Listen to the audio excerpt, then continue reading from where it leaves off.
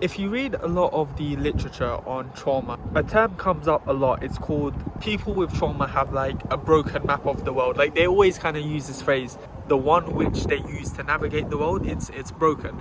And I've just been doing some like self-reflecting, some kind of like inner works as they call it, like talking to myself and things like that in the healthy sense. Just kind of like come to this kind of like sort of conclusion that I may have like a slightly broken map of the world. My map of the world and like the way I see things, whether I am aware of it or not, is very rooted in like cynicism and skepticism.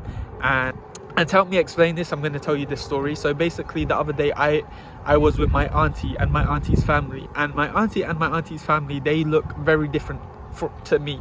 Even though I actually don't think that, but a lot of people say that like, oh, I look this and I look like that. But I come from like a mixed ethnicity, right? So I don't look like one side of my family. So it's like there's a very like stark contrast between the two. So like when I'm like with her family, and I don't think I blend in as such. I kind of like stick out, and I kind of like raise some questions. And we were traveling on like this coach trip or whatever with her employees from work. When we went into the social gathering, I got a little bit shy and I got a little bit reserved, because I kind of thought that like the people from that social gathering are gonna think like, oh, like what, like I thought with the kind of like assumptions that I have, that they were gonna view me in like a negative way, like, oh, why do they have this supposed member of their family that looks like, obviously, who doesn't look like them. So I kind of had this like assumption, this kind of like negative thought in my head, even though no one even made any indication of the sort. I just kind of had that kind of like negative thing in my head. Basically, we was just going on this like coach trip or whatever, and there was this scenario whereby we had to move lots of heavy items, right? But because I kind of have this like negative assumption, and I kind of have this like just this cynical idea, I kind of like become more reserved, and I kind of like refrain from not talking to people, but like engaging in the pack as a means to kind of like psychologically to kind of like show I'm not a threat. Like if I become subdued, if I become quiet, if I become things like that, like, you know, I won't stick out as much. Kind of makes sense. But there was this one scenario whereby everyone was kind of like moving these heavy items. Obviously, because I was like being reserved and because I didn't do anything, I sort of took, sorry, there was a bicycle passing by. I thought like maybe might grab my phone or something. But anyway, there was this task whereby we had to like pick up all these heavy objects, and because I was just quite reserved and I didn't want to kind of get involved, I kind of just kind of stood there and kind of like let everyone else did it, right? So it was like these kind of like elderly people, these like middle-aged women, middle-aged men, like lifting all these heavy things, and there's me, like, you know, I'm 20 years old, and that's the thing, it kind of hit me, like, I'm 20 years old now. Do you get me? I'm not a kid. Like I used to be able to get away with this as a kid, just like kind of like becoming more reserved, becoming more conservative in my approach, you know, and kind of like sitting on the sidelines and kind of like just letting the adults kind of deal with it. But now I've just kind of come to the conclusion that I'm a 20-year-old man, and I went to that social gathering and everyone was picking up heavy items, everyone was like putting ideas of like where to move them and things like that, and there's me, like a 20-year-old person, 20-year-old man who's able to like pick up, you know, heavy stuff. Like, I'm not trying to flex anything and I'm not doing anything, and it kind of just led on to this idea that like, I like, number one, I'm an adult and I'm doing that, and it's like I'm depriving people of like who I am in a sense, because, oh my god, my arm is hurting, because our deepest fear is that we are powerful beyond measure. It is our light, not our darkness, that most frightens us. Your playing small does not serve the world. There is nothing enlightened about shrinking so that other people won't feel insecure around you. We were all meant to shine as children do. It's not just in some of us, it's in everyone. And as we let our own light shine, we unconsciously give other people permission to do the same. As we are liberated from our own fear, our presence automatically liberates others.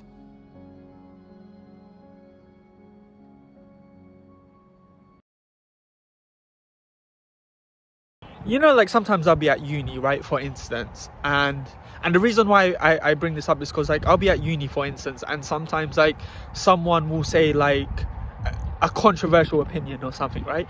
But it's not even like a controversial opinion. It's like a very very controversial opinion, and it didn't have to be said.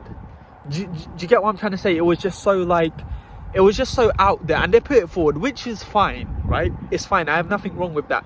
But then it's like, then when it comes to me and like things that are like things that I want to say, things that I want to do, I don't kind of like say them as much, even though they're not even as fringe, if you like, in their opinions, right? Like I kind of like keep it to myself, but in the most extreme way. You know, it's just kind of this idea that like you're depriving and I think if you do that, if you let people, and I'm not saying like, oh, I'm doing this to argue, right? But I'm just saying, like, if people are going to be themselves and say these kind of things, then I should at least, I owe it to myself, I owe it to everyone around me as well, that if people are going to put out certain opinions and certain things with such like if they're going to do it so fervently, then upon me also, for me to kind of express my own thoughts, my own experiences, my own like my own knowledge and things like that, not to argue or anything, but just to like not deprive the world of your own experiences, your own point of view, your own things like that. And yeah, and it just kind of ties into like, you know, because before it would have been okay because I was a child and you could kind of just like sit down and let the adults do it. But this kind of experience, it kind of showed me that, like, you know, I'm an adult now. I was in the barber shop the other day, and whenever I used to go to the barber shop, I was thinking of making a video about this, but whenever I used to go to the barber shop, I used to go to this like really I used to go to this very specific barbershop, and my dad used to take me, and my dad used to converse with them in his own language, right? And obviously the only language I speak is English. So it would just be weird. I always felt weird for me to be there. And like, I kind of like stayed quiet and kind of like let my dad do all the talking. And you know, it's like, oh, I can just sit there. Like, my dad would like pick my haircut for me. But this recent haircut that I got, I went into the barber shop, and the kid who was serving me, he was like 18 years old. He was 18 years old, and he was talking to me, and I was talking to him like he was my little brother, you know. And he was a great guy. He gave me an amazing haircut.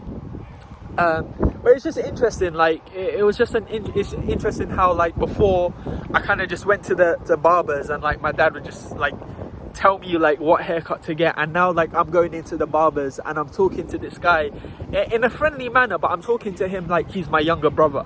Do you get me? And like the guys like respecting me like I'm his older brother. Do you get me? And like there were certain points in the conversation with the guy, like he was just saying things, or like he would laugh with like some other guy who was like in the barbershop. And I just kind of think, because my map of the world is so like rooted in skepticism, I would kind of think that he would be like, he was like making fun of me or something, like he was laughing with the other guy who was speaking in another language.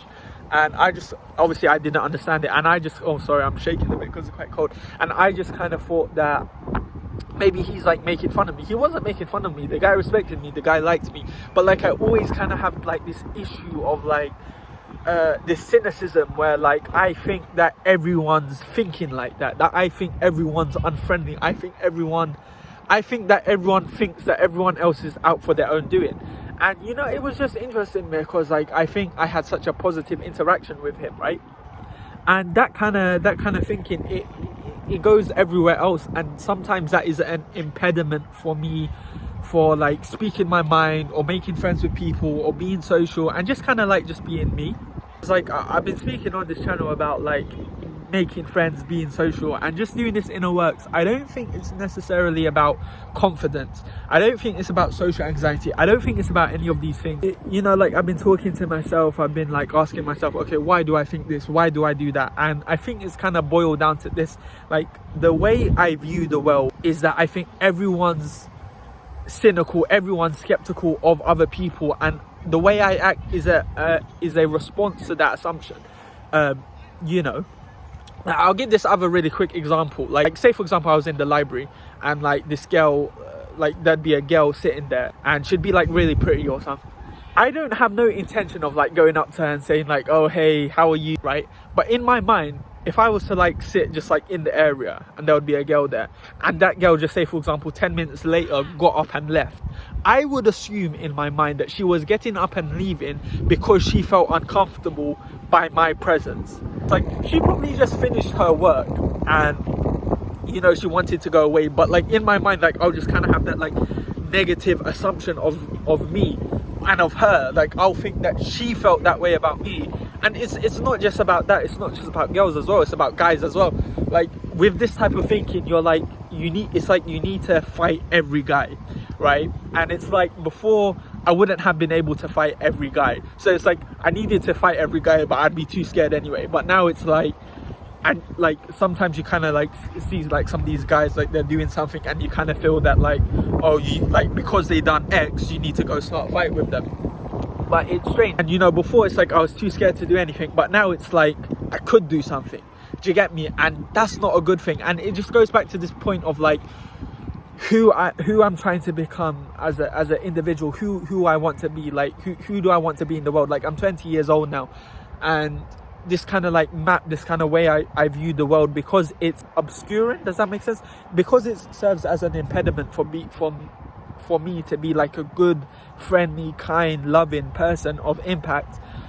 Like, I just wanted to share it with you, and like I think that perhaps maybe I need to change it, and I need to change the way I think of things, you know. So that's just some reflections with you. Yeah, it's my own personal journey, and yeah, I hope you enjoyed. Thank you.